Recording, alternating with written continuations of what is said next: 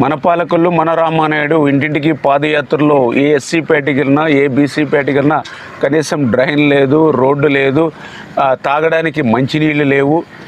ఇంతకు మించి చెప్పాలంటే కనీసం వీధి లైట్ కూడా వెలిగించలేనటువంటి పరిస్థితిలో ఉంది అని ఆ దళిత బిడ్డలు బీసీ బిడ్డలు చెప్తే నేను ఆ అధికారులకు ఫోన్ చేస్తే మా దగ్గర టెక్నీషియన్స్ లేరండి, లేకపోతే నిధులు లేవండి, అంచేత బల్బును కూడా వెలిగించలేకపోతామని మాకు చెప్తూ ఉన్నారు.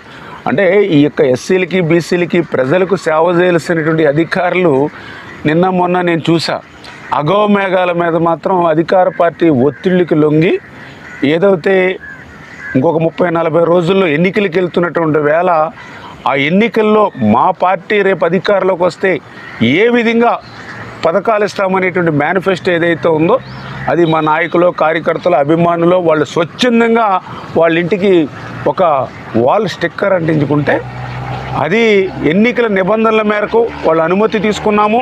అదేవిధంగా ఎన్నికల ఖర్చులో కూడా అది మేము రాసుకుంటాం.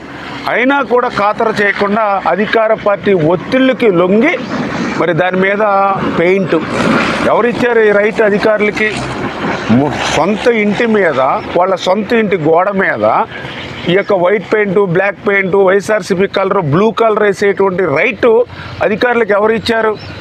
ఈవేళ ఎలక్షన్స్కి వెళ్తున్నప్పుడు నా యొక్క మోటార్ సైకిల్కు జెండా కట్టుకుంటా, నా కారుకో జెండా కట్టుకుంటా, నా కారుకి వెనకాల స్టిక్కర్ వేసుకుంటా, కారుకి స్టిక్కర్ వేసారని చెప్పి కారు అద్దాలు బద్దలు కొట్టేస్తారా?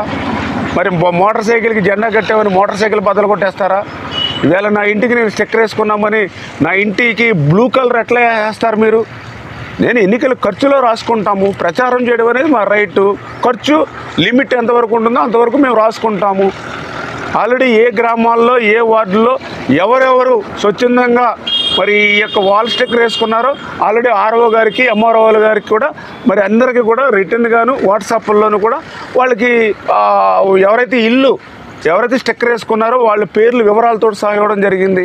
అయినప్పటికీ కూడా నిబంధనలు ఖాతరు చేయకుండా అధికార పార్టీ ఒత్తిళ్లకు తలొగ్గి ఇంకా కొంతమంది అధికార పార్టీ అడుగులకి మడుగులెత్తుతూ ఇటువంటి తప్పులు చేస్తూ ఉన్నారు.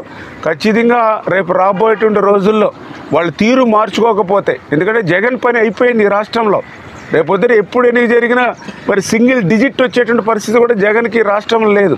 అయినా కూడా జగన్ నమ్ముకుని ఇటువంటి తప్పుడు పనులు కనుక చేస్తే రేపు భవిష్యత్తులో తగిన మూల్యం వాళ్ళు చెల్లించుకోక తప్పదని చెప్పి హెచ్చరిస్తూ ఉన్నారు.